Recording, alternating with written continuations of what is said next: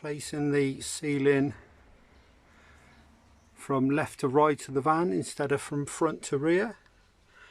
It's going up so much easier by running a batten front to back on the side, front to back in the middle, and obviously front to back on that side, and it's being secured on the edges, the center.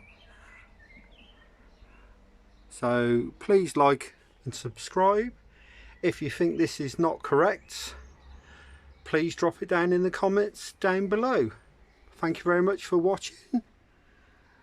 Any help and other information will be most welcome.